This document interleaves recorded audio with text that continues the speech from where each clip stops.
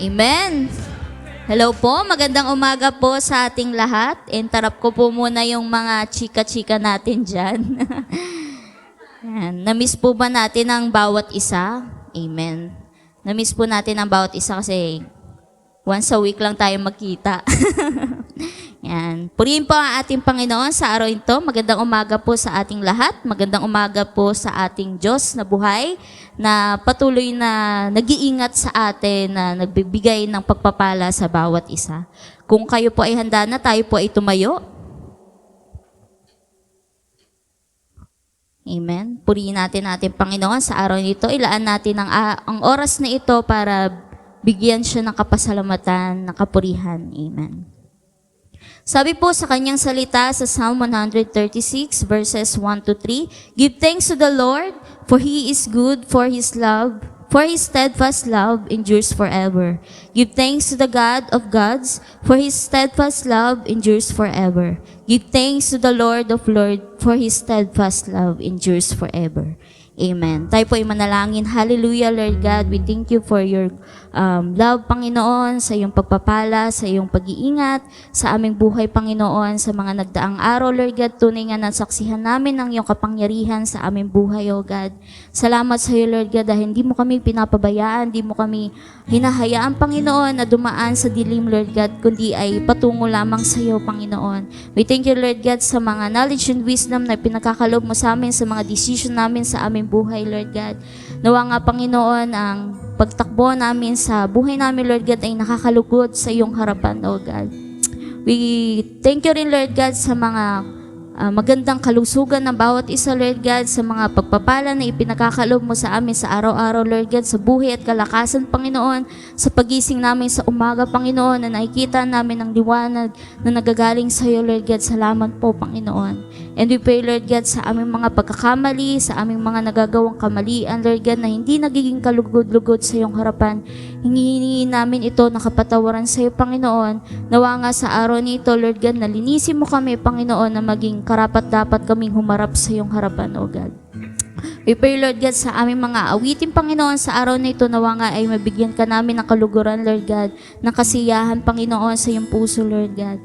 We pray, Lord God, na ang bawat isa, Panginoon, na ipakita nila kung gaano kanila kamis, Panginoon, kung gaano kanila ka-desire, Lord God, na purihin at sambahin sa araw na ito, Panginoon. We pray na ikaw ang manguna, Lord God, sa araw na tago mo kami sa iyong likuran, Lord God, na ikaw ang mahihayag sa buhay ng bawat isa, Panginoon. Ikaw ang makita, Panginoon, sa buhay ng bawat isa, Lord God. We pray, Lord God, sa praise and worship team, Lord God, sa aming pag-aawitan, Panginoon. Nawa nga ay maramdaman namin ang iyong presensya, ang iyong banal na Espiritu ay ibuhos mo sa araw na ito, Lord God. We pray, Lord God, sa magbabahagi ng iyong salita, ingat at gabayan mo siya, Panginoon.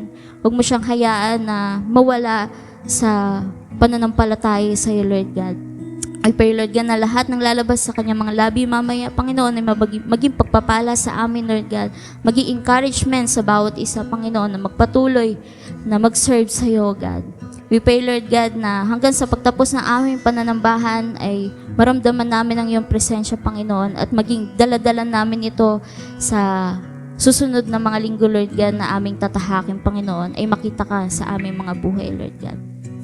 Purihin ka, Panginoon, sa lahat ng iyong ginawa sa aming buhay. Ang lahat ng ito ay binabalik namin sa iyo. Purit pa salamat sa tanging pangalan mo. In Jesus' name, Amen. Sabi po sa salita ng Diyos, "And Jesus said to him, if you can, all things are possible for one who believes." Kaya't kung tayo ay nananampalataya sa ating Panginoon, at malakas ang ating pananampalataya sa ating Panginoon, anumang mga bagay ng mga pagsubok at kahirapan na dinaraanan natin sa buhay ay mapagtatagumpayan natin. Amen? Totoo po ba? Amen. Amen. Hallelujah. Purihin ka, Panginoon. Yes, Jesus. You're worthy to be praised, oh God. Hallelujah. Ipalakpak po natin ang ating mga kamay sa ating Diyos na buhay. Amen.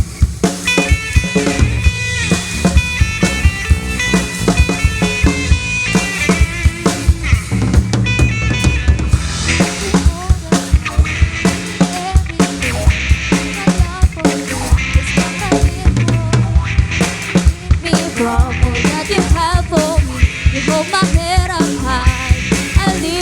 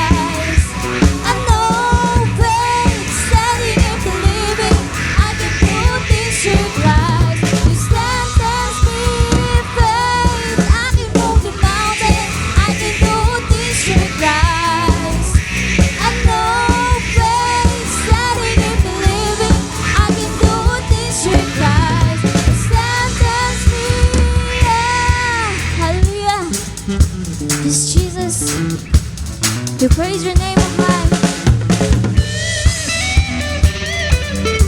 Ipalakpak po natin ang ating mga kamay sa ating Diyos. Hallelujah. Yes, Jesus.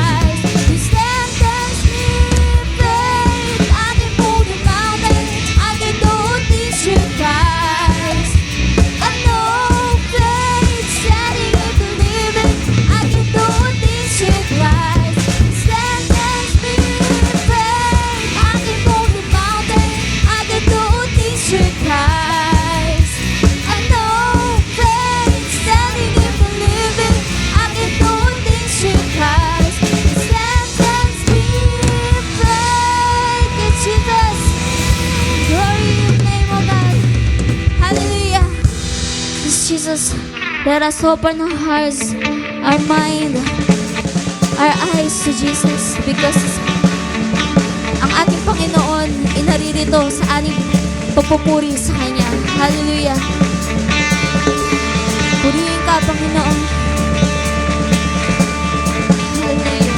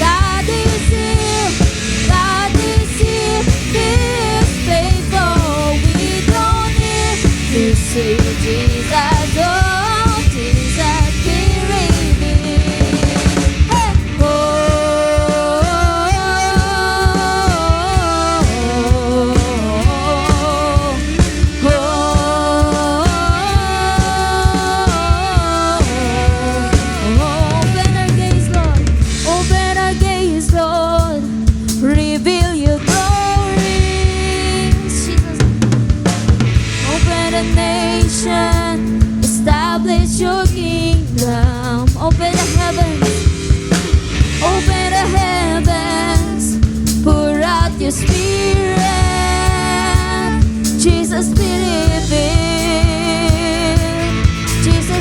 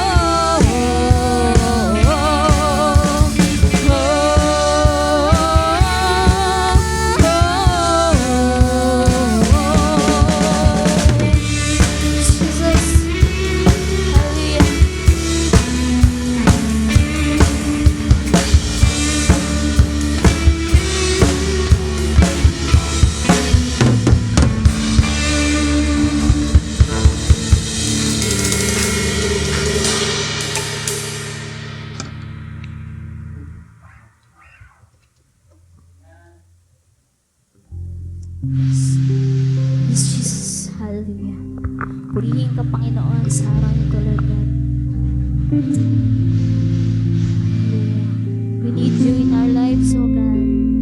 Turuan mo kami, Panginoon, na magtiwala sa iyo, Panginoon. Makinig sa iyong mga salita, O God. Sundin ang iyong kalooban, Panginoon, sa buhay namin. Hallelujah. Purihin ka, Panginoon.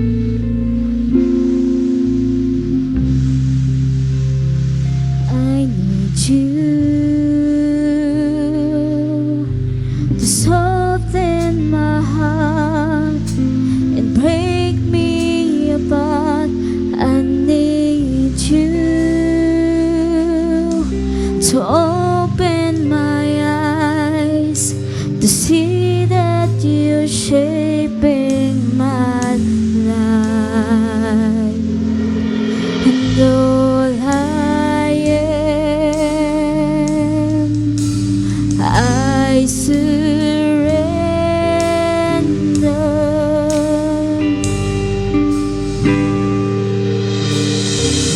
Give me faith to trust what you say,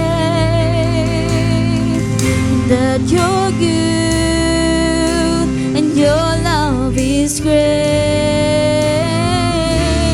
I'm broken inside, I give you my life. We need you, God. I need you to soften my heart and break me apart. I need you to pierce through the dark and cleanse every part of me. And all I am, I surrender. Hallelujah. Give me faith to trust what you say, that you're good and your love is great. I'm broken inside, I give you my life. Give me faith. Give me faith and trust what you say, that you're good and your love is great. I'm broken inside, I give you my life.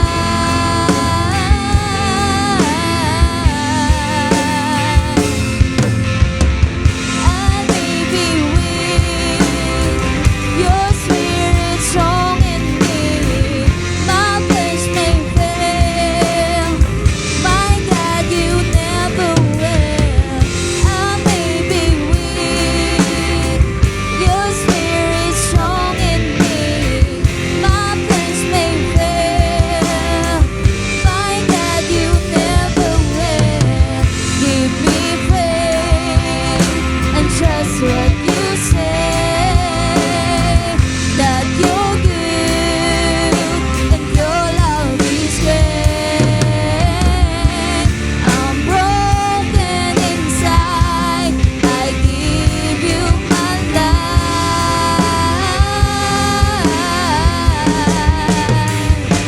Jesus, give me faith and trust what you say,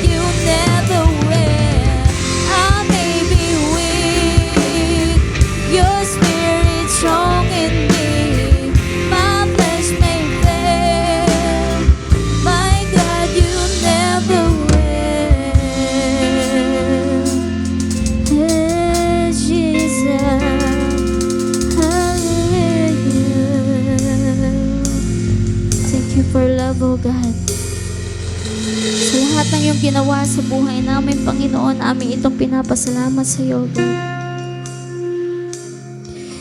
Yes, Jesus. Ano man yung mga pinagdaanan namin, Panginoon,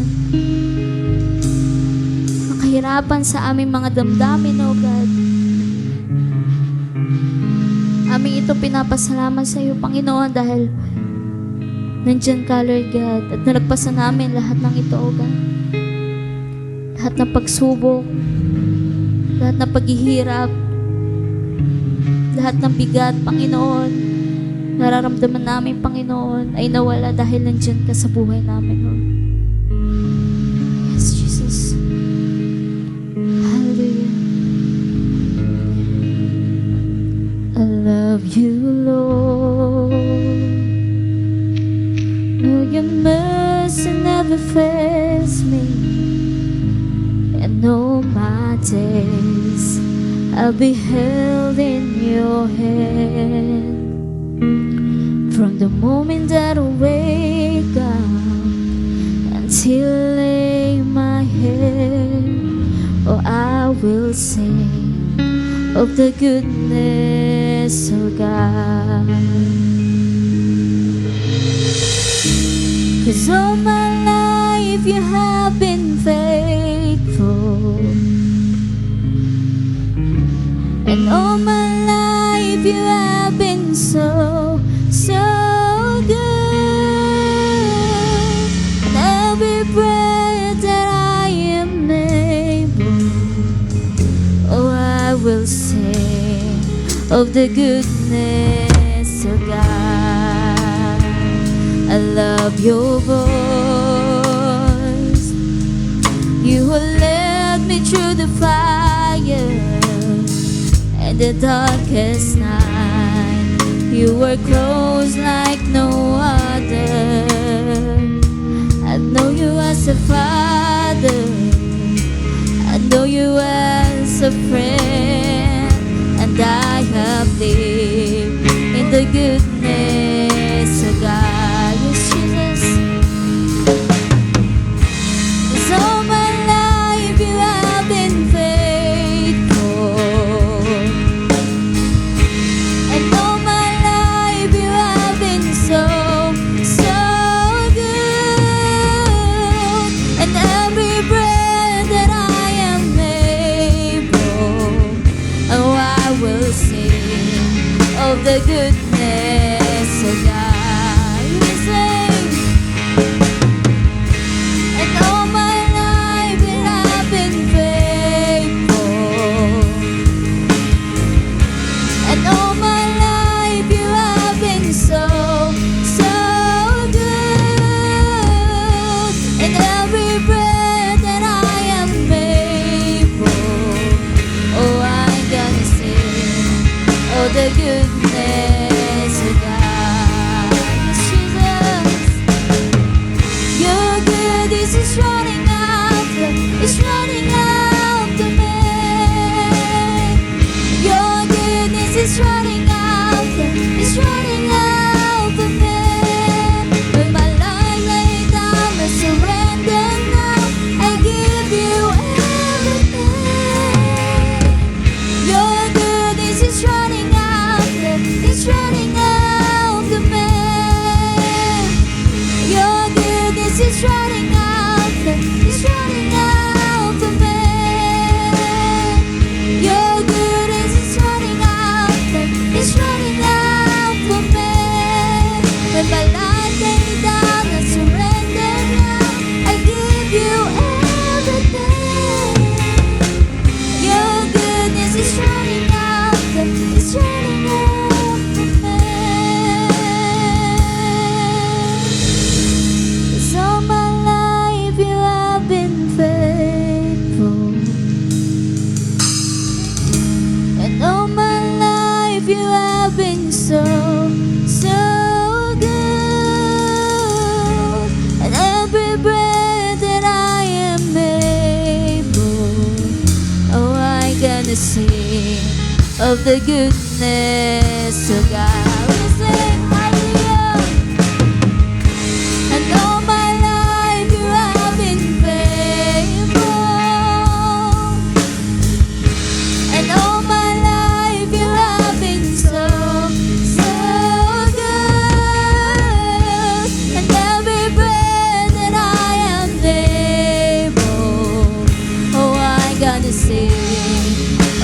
goodness of God. 'Cause all my life, hallelujah, and all my life you have been faithful.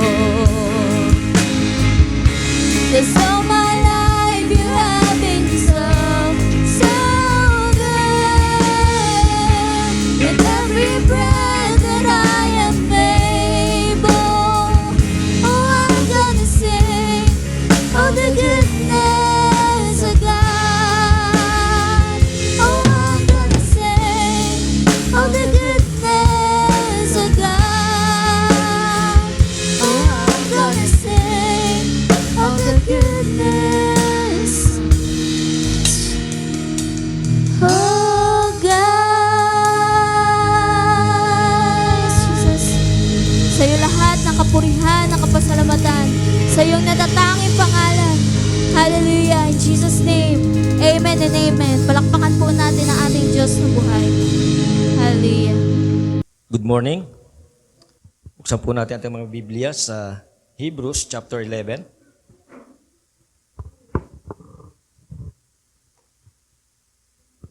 Konti lang naman ito, kaya patatayuin ko kayo. So, pwede ba tayong tumayo?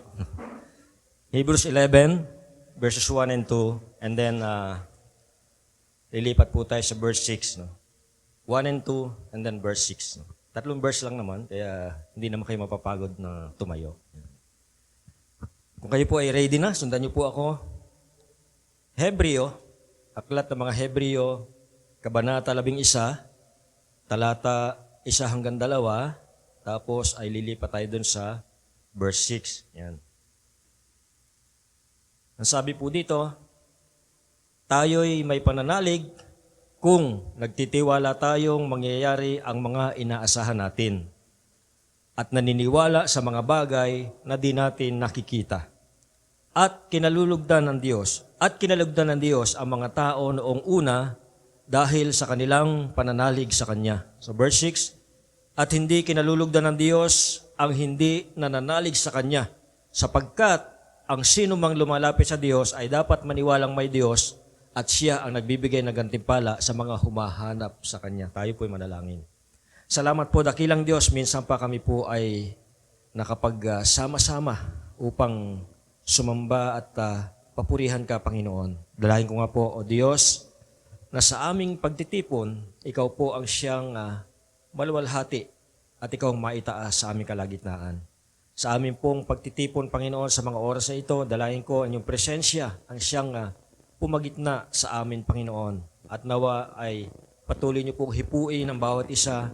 At dalahin ko, Panginoon, anuman po yung mga daladala namin sa umagang ito po ay aming inilalagak sa inyo, Panginoon. At hayaan niyo po na sa inyong presensya, ang aming po mga kaluluwa ay makasumpong ng kapahingahan, kalakasan, kapayapaan. At dalahin ko, Panginoon, anuman po yung mga pangangailangan na dinadala namin sa mga oras na ito. Anuman po yung mga kabigatan sa aming mga puso, nawa po sa inyong presensya ay makasumpong po kami ng katugunan. Salamat po, ito ang dalangin sa pangalan ni Jesus. Amen. Okay. Pwede na pong maupo. At magandang umaga po uli sa inyong lahat. Sa ating pong pagtitipon sa umagang ito, pagpapatuloy po natin yung ating nasimulan na Bible Emphasis Month. At sa araw na ito, sama-sama po nating titingnan ang malalim at nakapagbibigay inspirasyon salita ng Diyos sa aklat ng Hebreo chapter 11 verses 1 and 2 and verse 6. At dito po sa mga talatang ito ay nakapaloob ang kahalagahan ng pananampalataya at ang mahalagang papel na ginagampanan nito sa ating buhay espiritual at sa ating pong pakikipisan sa Diyos. Ang pamagat po ng ating mensahe sa umagang ito ay Heroes of Faith, the Foundation of a Pleasing Relationship with God. Doon po sa ating binasang talata, kanina ay binasa ko po sa Tagalog, ngayon po ay babasahin ko sa English. Sabi po rito, now faith is confidence in what we hope for and assurance about what we do not see. This is what the ancients were commended for. By faith, we understand that the universe was formed at God's command, so that what is seen was not made out of what was visible. In verse 6, and without faith, it is impossible to please God, because anyone who comes to Him must believe that He exists and that He rewards those who earnestly seek Him. Sa umaga pong ito ay titingnan po natin ang kahalagahan ng pananampalataya mula po sa salita ng Diyos na ating binibigyan ng emphasis sa buwang ito. So, 3 bagay lang po yung ating titingnan sa umagang ito. Una ay ating bigyan ng definition. Ano ba ang definition ng faith? Dito po sa ating binasang passage, yung sumulat itong Hebrew, the writer of Hebrews ay, ang iba ay pinaniniwalaang si Paul ang sumulat itong Hebrews, pero wala pong malinaw na ebidensya kung sino nga po ba ang sumulat nitong aklat ng Hebrews. Pero yung ibang scholars naniniwala na si Paul daw ang sumulat. Pero again, wala pong sapat na katibayan na kumpirmahin kung sino nga ang sumulat nitong Hebrews. So, in other words, ay unknown ang author nitong Hebrews. But ito pong sumulat ito, kung sino man po yung sumulat ito, dinefine po niya yung faith. Paano ba niya dinefine ang faith? Sabi niya, faith is confidence in things we hope for. Kapag sinabing confidence, ando doon na yung pagtitiwala, nando na yung paniniwala na yung mga bagay na pinaniniwalaan mo ay mangyayari kahit hindi mo pa nakikita. Pananampalataya sa mga bagay na hindi pa natin nakikita. Ang pananampalataya ay hindi lang bunga ng isang tinatawag na wishful thinking.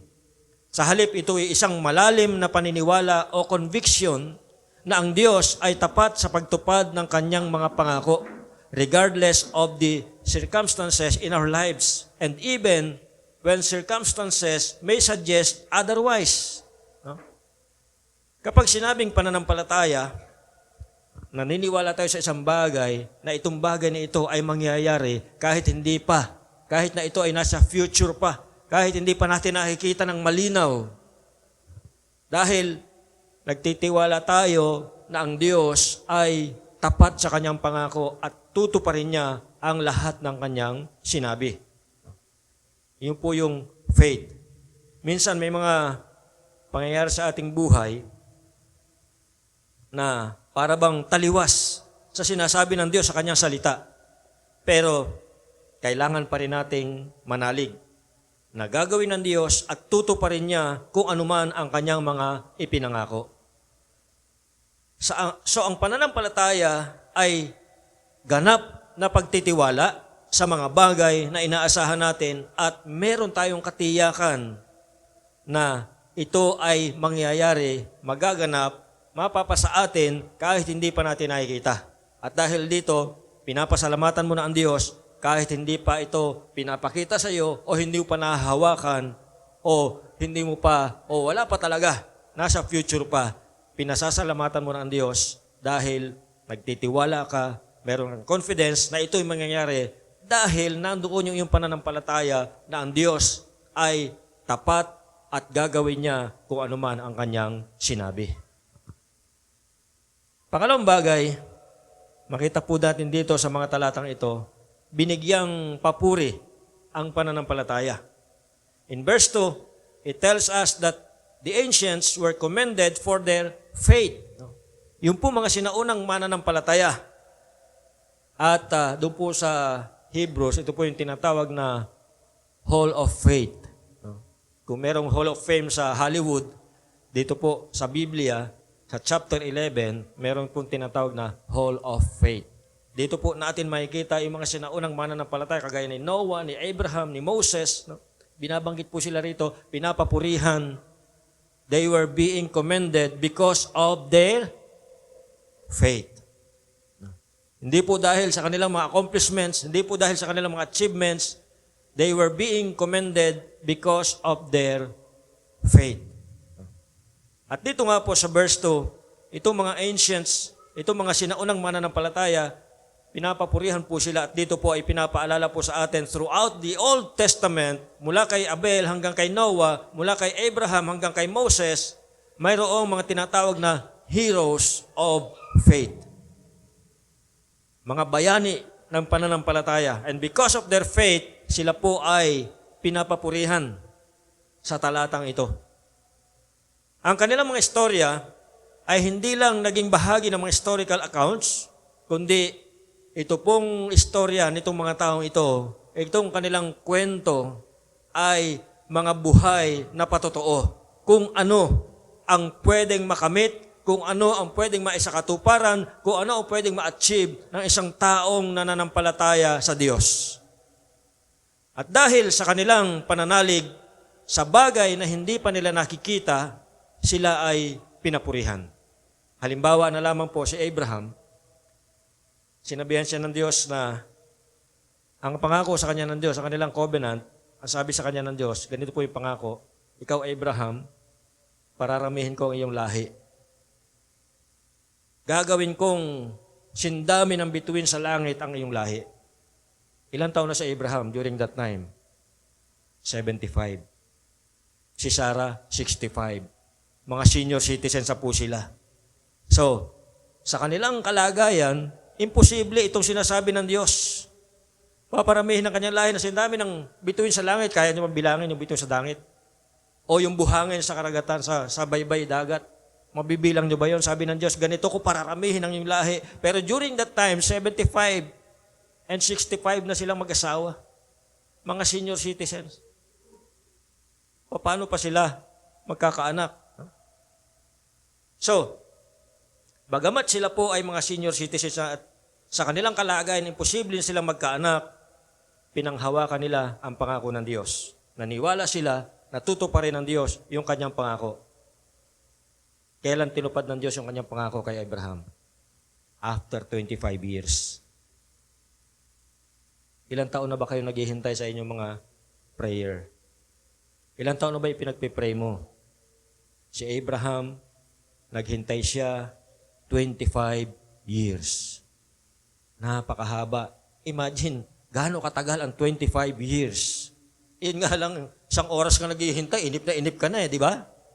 Oh, may kausap ka, nahalalate ng isang oras, gigil ka na. Ang tagal-tagal mo, on the way na ako, pero papunta pa lang palang banyo at maliligo pa lang. No? So, huwag kayo maniniwala kapag sinabing OTW na. Drawing lang yon, budol yon. No? Pag tinanong mo, asan ka na? OTW na ako. On the way sa banyo, maliligo pa lang, kagigising lang nun. No?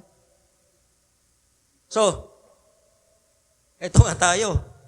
Ilang minuto, ilang oras ka lang maghihintay, inip ka na, pero si Abraham, 25 years naghintay. Si Moses, ilang taon siya naghintay? 40 years.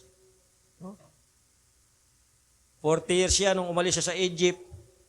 After 40 years, saka lang siya pinabalik uli ng Panginoon para i-lead itong mga Israelites sa pagkaalipin, makalaya sa pagkaalipin sa Egypt. No? So, natupad yung pangako ng Diyos. Tinupad ng Diyos ang kanyang pangako kay Abraham after 25 years. So during that time, si Abraham 100 years old, si Sarah 90. Nung marinig nga ni Sarah na kausap ni Abraham yung anghel ng Diyos na sinasabi na magkakaanak si Sarah sa kabila ng kanyang edad, ito si Sarah na nagtawa, no? Di siya makapaniwala kasi na sa edad kong to, manganganak pa ako. No? So, pero nangyari po, tinupad ng Diyos ang kanyang pangako at sa kanya nagsimula ang lahi ng Israel. Hebrews chapter 11 verse 2, sabi doon, this is what the ancients were commended for.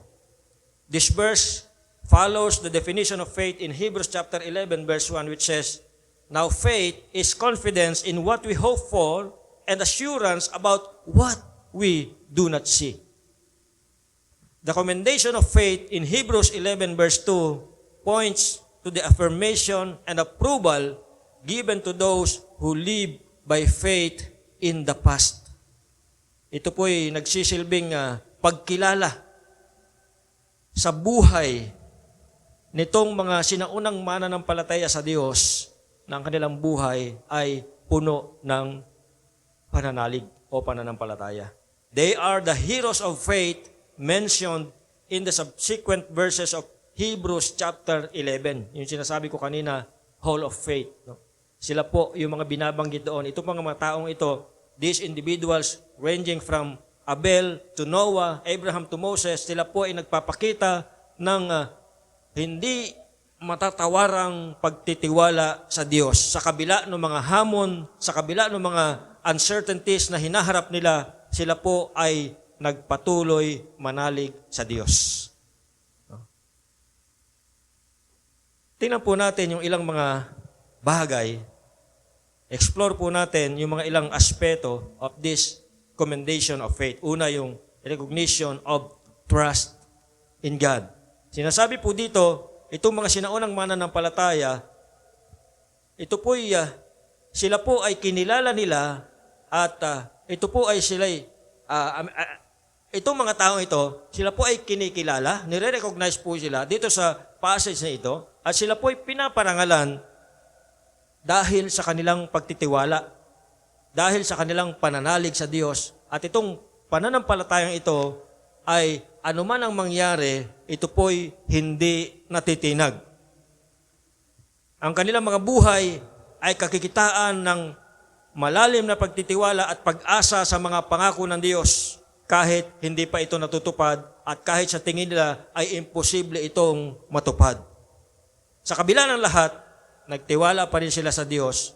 Kaya, kapatid, anuman ang mga pangyayari sa iyong buhay, anuman ang mga pinagdadaanan mo ngayon, tiwala lang. Trust. Faith. Magtiwala lang tayo sa Diyos.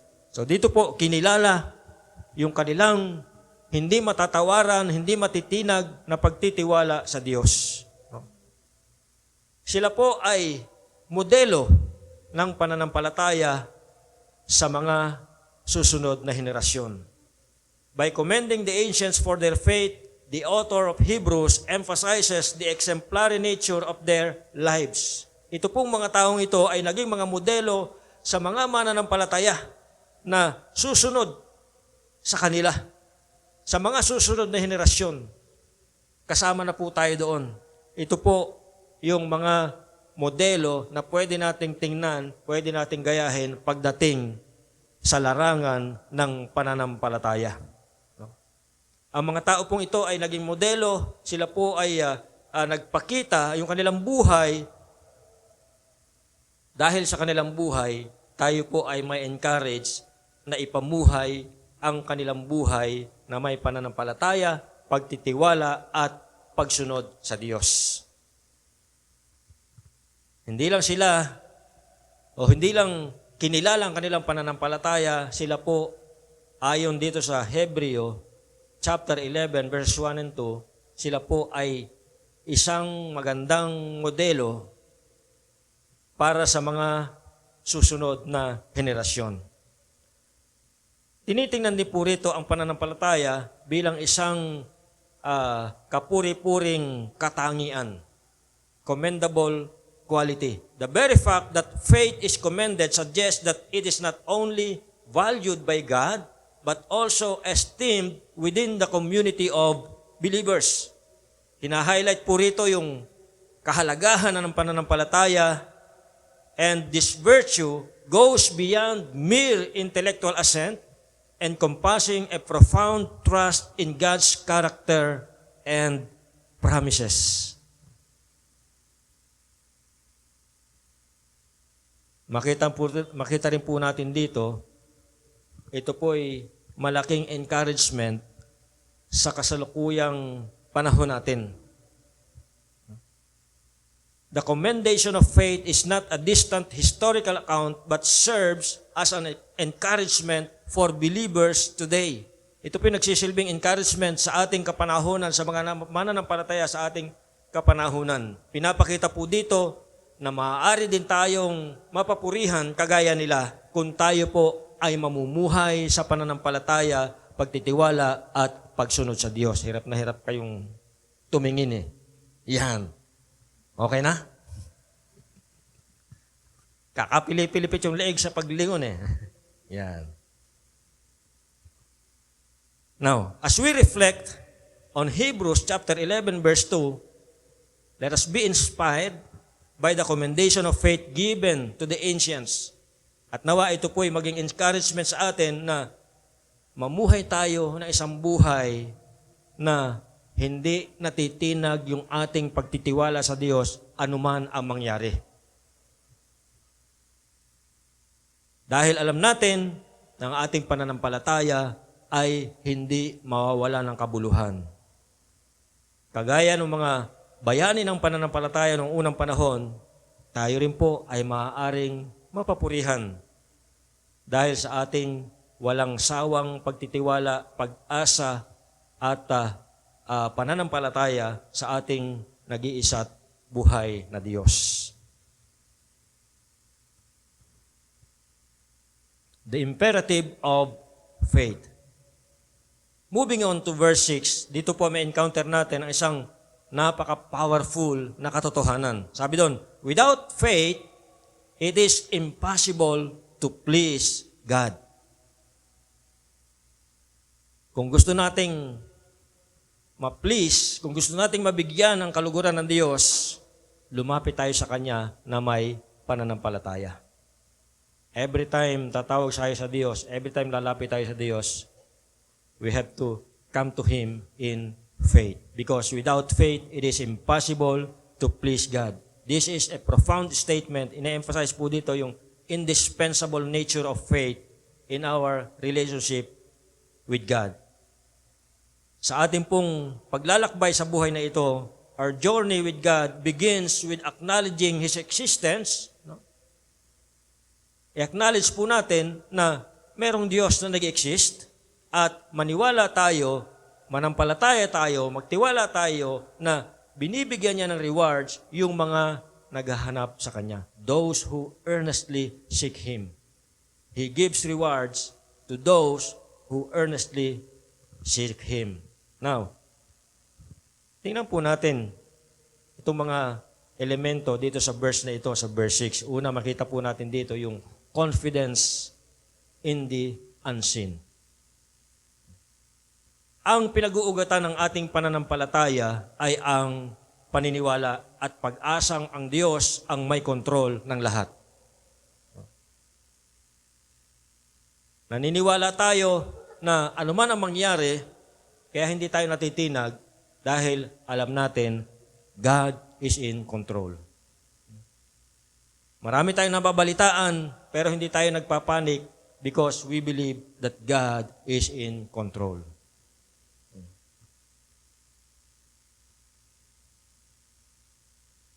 Ang ating pananampalataya ay nag-uugat sa mga katagang ito. That God is in control. Kahit na kung minsan hindi natin maintindihan yung kanyang ginagawa, dapat hindi pa rin natitinag ang ating pagtitiwala sa kanyang karakter at sa katapatan sa kanyang mga pangako. Pag binasa mo po yung salita ng Diyos, kapag babasahin natin ang salita ng Diyos, napakarami po dyan mga promised verses. So kaya, ang suggestion ko po sa inyo, kapag nagbabasa kayo ng Bible, maghawak kayo ng pang-highlight o kaya ballpen, pang-underline. No? I-highlight natin, i-emphasize natin yung mga promised verses. At maghagamit po natin ito sa oras sa pangailangan. Makiklaim natin, pwede natin i-quote, pwede natin i-claim itong mga promised verses na ito in times of needs. Kaya nga sabi rin sa Hebrews, huwag tayo mag-aatubiling lumapit sa Diyos, especially sa panahon na tayo ay may mga pangailangan.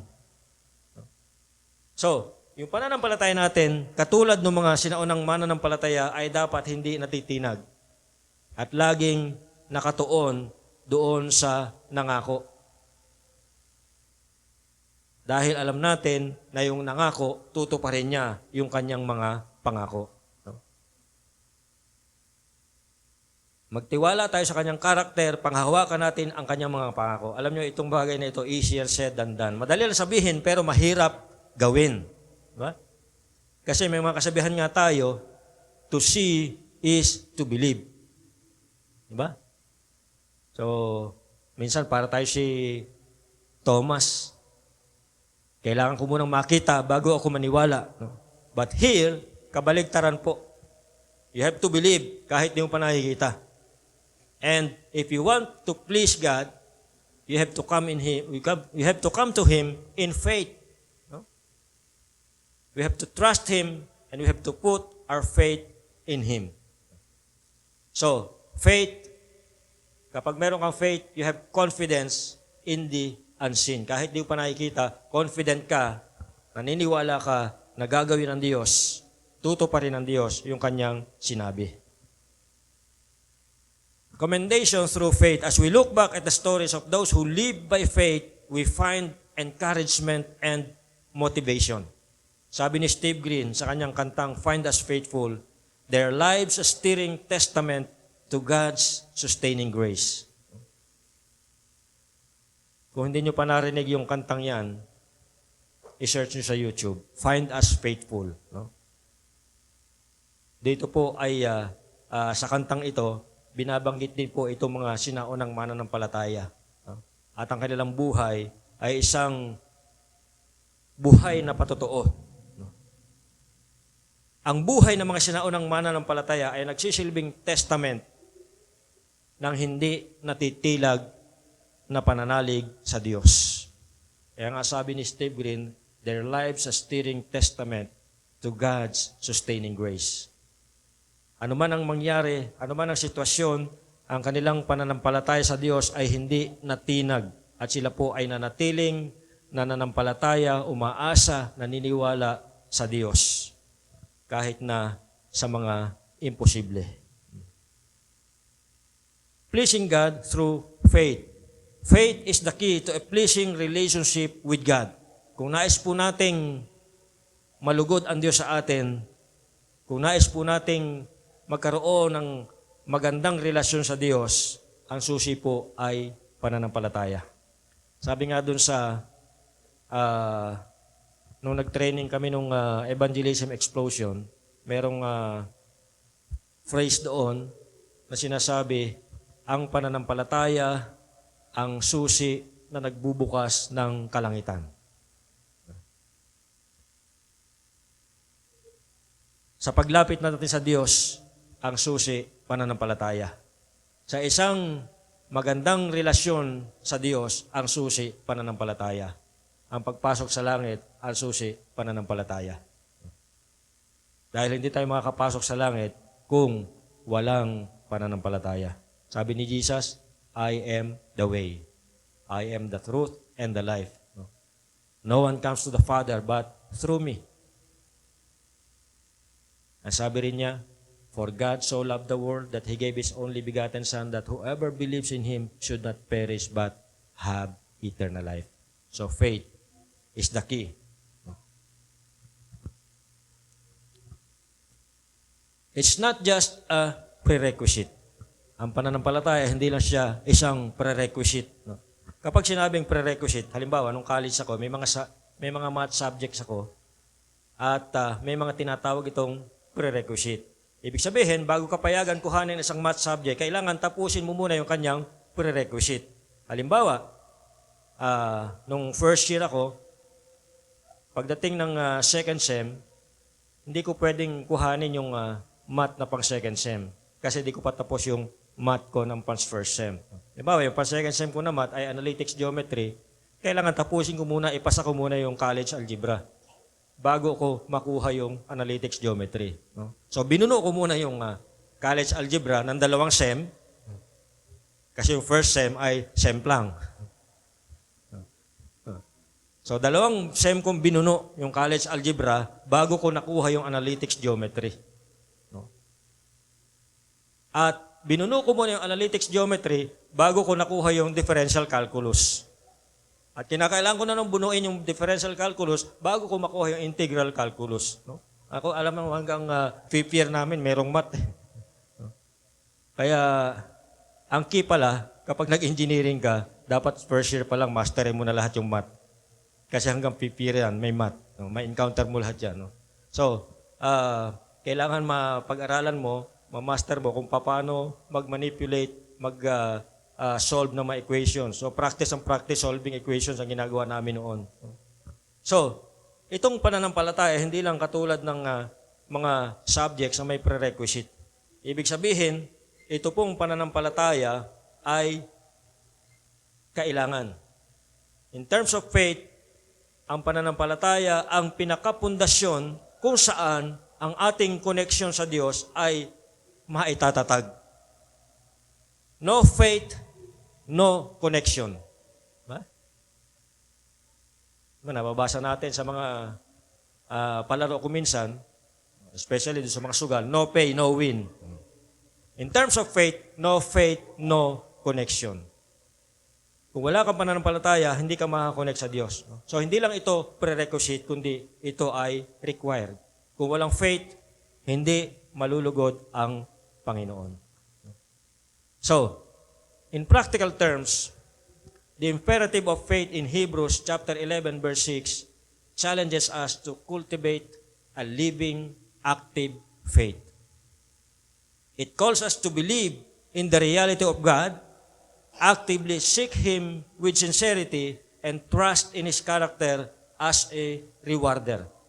By embracing this imperative, we not only please God, but also experience the transformative power of a vibrant and growing relationship with Him. Sa ating pang-araw-araw na buhay, ipamuhay po natin ang pananampalataya ito with boldness and assurance. Gayahin po natin yung mga heroes of faith dahil alam natin na ang ating Diyos is the same yesterday, today, and forever.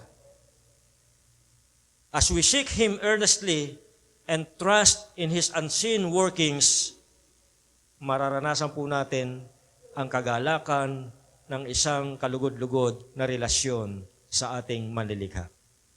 Kaya mga kapatid, nawa ang buhay natin, may our lives be characterized by a steadfast faith that pleases God.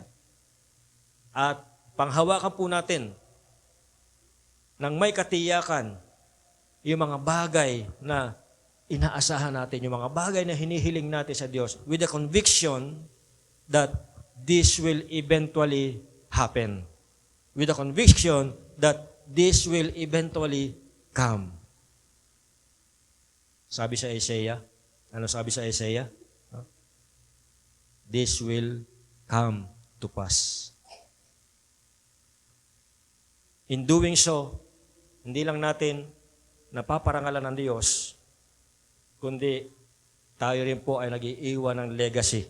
Katulad ng mga sinaunang mananampalataya, ito po yung ating legacy doon sa mga susunod sa atin.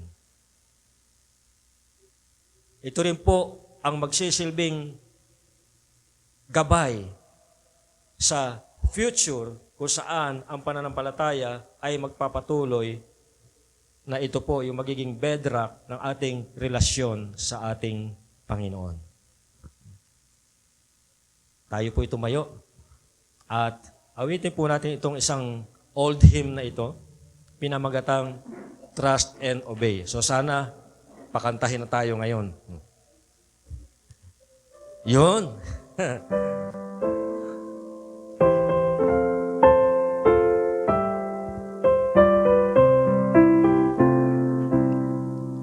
When we walk with the Lord in the light of His word, what a glory He sheds on our way. In-intro lang. While we do His good will, He abides with us still, and with all who will trust and obey. Trust and obey, for there's no other way to be happy in Jesus, but to trust and obey.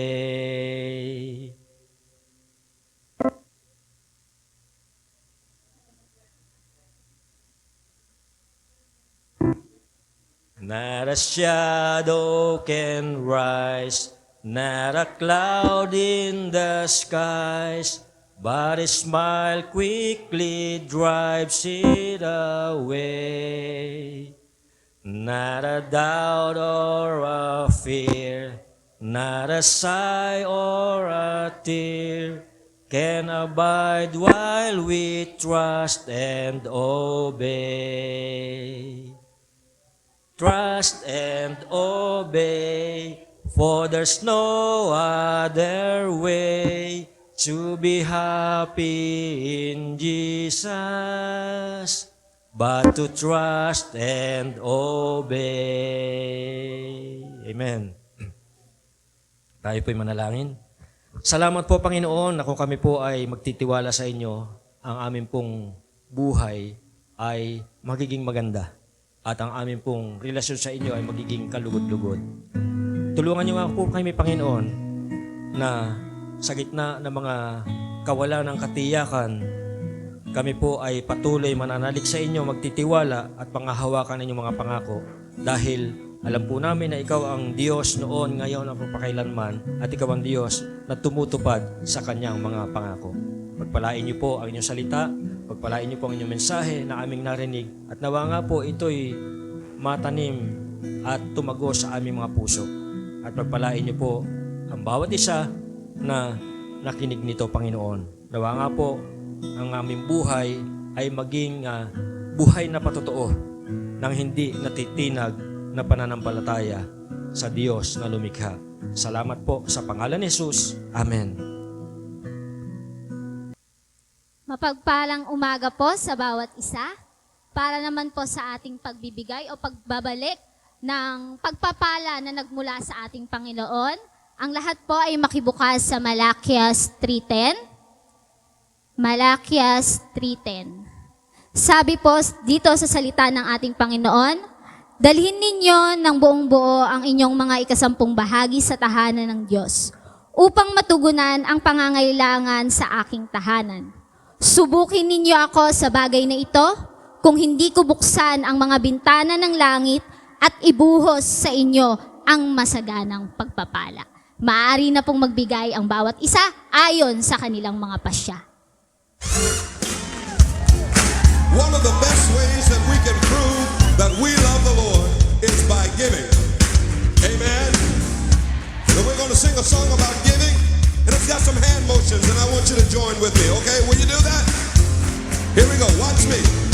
Give, and it will come back to you. Good measure, pressed down, shaken together, and running over. Give, and it will come back to you. When you give to the Lord. Help me out now. Here we go. Give, and it will come back to you. Good measure, pressed down. Manalangin po tayo. Panginoong Diyos, naming makapangyarihan sa lahat, patuloy kayo naming pinupuri, pinasasalamatan, at itinataas ang inyong banal at dakilang pangalan, Panginoon, sa mga oras na ito. Tunay, Panginoon, na ang iyong pagpapala sa buhay ng bawat isa ay naroon, Panginoon. Patuloy po naming panalangin na sa araw na ito, Lord, sa mga kapatiran namin na nagbigay, Panginoon, naglaan ng pera, Panginoon, para masuportahan, Panginoon, ang iyong gawain. Dalangin namin sa kanilang mga buhay na patuloy niyo silang pagpalain. Ibalik ang pagpapala na nagmumula sa inyo, Panginoon. Ito man, Panginoon, ay sa aspeto ng pinansyal, emosyonal, Panginoon, at espiritual, o ano-ano pa mang, Panginoon, sa kanilang buhay. Dalangin namin na patuloy mo silang pagpalain, O God. At patuloy rin namin, Panginoong, panalangin na sa mga ikapuing ito, Panginoon, magamit ito sa ikalalago pa ng gawain mo, dakilang Diyos. Ikaw po ang nakakaalam ng bawat pangangailangan ng building na ito, Lord. At naniniwala kami, Panginoon, sa pamamagitan na aming pananampalataya bilang lingkod mo, ay patuloy mong tutugunan ang lahat ng pangangailangan ng simbahang ito, dakilang Diyos. Salamat din po, Panginoon, sa buhay ng mga kapatiran namin, O God, na nais magbigay pinansyal, Panginoon, pero wala pang kakayanan, Panginoon, sa mga oras na ito, Lord. Naniniwala kami, Panginoon, pagdating ng panahon, patuloy mo pa rin pagpapalain ng kanilang mga buhay, at sa darating na mga susunod na araw, Panginoon, sila ay makapagbibigay na, Panginoon, sa gawain mo.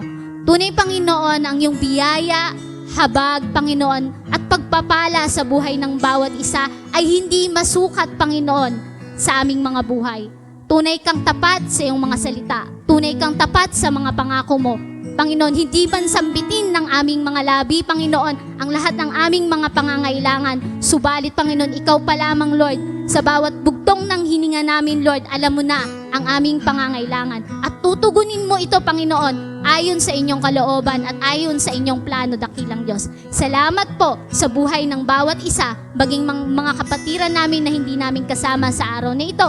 Patuloy mo silang pagpalain, ingatan at ilayo sa anumang kapahamakan. Sa inyo lamang, Panginoon, namin maingat na ibinabalik ang walang hanggang kapasalamatan, kaluwalhatian, kadakilaan, at kapayapaan, Panginoon. Sa inyo lamang na aming Diyos at nag-iisang tagapagligtas, sa pangalan ni Jesus.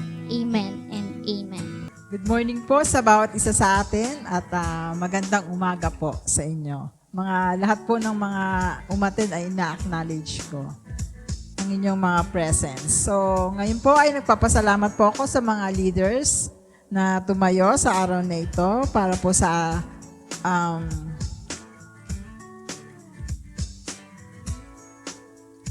call to offering po si Jenny Rose Vasquez.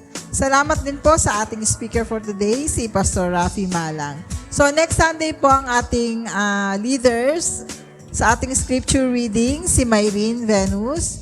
Ang call to offering naman si Catherine. Ayan. Okay. Salamat din sa ating praise and worship team, sa worship leader natin, si Vanessa Asas. Siya rin po ang nag-lead sa atin sa call to worship.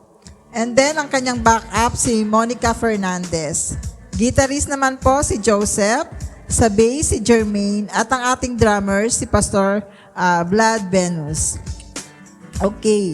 Patuloy po nating suportahan ang gawain ng prayer meeting every Wednesday at 8 p.m. So, sa Wednesday po ang ating venue at ang nag-open ng kanilang tahanan ay si Sister Jenny Taton. Okay. Doon po tayo mag-prayer meeting. So, invited po ang bawat isa na umattend ng prayer meeting. And then po ang ating children Sunday School. Mamaya po yon at 3 p.m. So, inaanyayahan din ng mga bata na umattend din ng ating Sunday School mamayang hapon at 3 p.m. So, ngayon, wala pa tayong, open pa po ang sponsor. So, kung kayo po ay hinihipon ng ating Panginoon, most especially yung mga young pro natin and each family na supportahan po natin ang gawain ng mga bata, no, yung children ministry. Okay. And then, Youth Connect. Kahapon po, meron po silang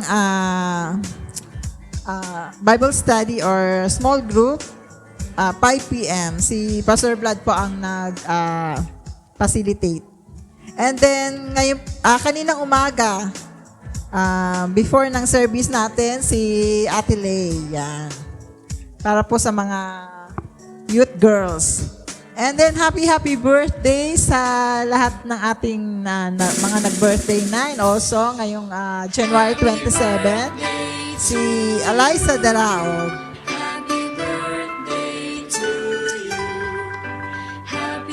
Yan, January 28, si Samantha Dongdong. Okay, yan. Happy birthday sa lahat. Meron pa bang announcement? So, kung wala na po, ay yun lang po ang aking announcement at magandang umaga sa ating lahat. Tayo po'y manalangin. Dakilang Diyos, kami po'y nagpapasalamat sa umagang ito, sa amin pong natapos na pananambahan. Salamat po, Panginoon, sa bawat isa na dilalan po sa lugar na ito. Nawa po, Panginoon, sa mga naririto ngayon, dalayan ko, Panginoon, anong po yung kanilang dala-dala sa kanilang mga puso. Kami po ay lumalapit sa inyo, Panginoon, tugunan niyo po ang lahat ng ito. Mga kapatid po namin na may mga nararamdaman sa kanilang katawan, may mga karamdaman, Panginoon, Lord, send your healing power. Send your word and they will be healed. Katulad po ng ginagawa niyo noon, naniniwala po kami na ikaw pa rin ang Diyos na gumagawa nito ngayon. Diyos ng himala na kayang pagalingin ang may mga karamdaman sapagkat ikaw po ang aming dakilang manggagamot. Lumalapit po kami sa inyo, Panginoon, para sa aming mga kalakasang espiritual. Dalain ko, Panginoon, na patuloy po na ang bawat isa ay pag-alabin ang mga puso. At nawa nga po, Panginoon, ay masumpungan niyo po kami na tapat sa inyo sa lahat ng oras, sa lahat ng araw, Panginoon. At dinadalain ko, Panginoon, na sa kabila ng aming mga pinagdadaanan, sa kabila ng aming mga sitwasyon, dalahin ko, Panginoon, na ikaw po ang bigay sa amin ng gabay, ng direksyon, at tulungan niyo po kami na mapagtagumpayan ang lahat ng aming kinakaharap. Dalahin ko na patuloy pong maghari ka sa aming mga puso. At ikaw po, Panginoon, ang siyang maitaas sa aming mga buhay. Saan man po kami pumupunta, Panginoon, gamitin niyo po kami bilang instrumento. Ang inyong mabuting balita ay maipalaganap at maiparating sa mga tao na kinakailangan makarinig nito. Pagpalain niyo po ang bawat isa, Panginoon. Tugunan niyo po ang pangailangan ng bawat pamilya.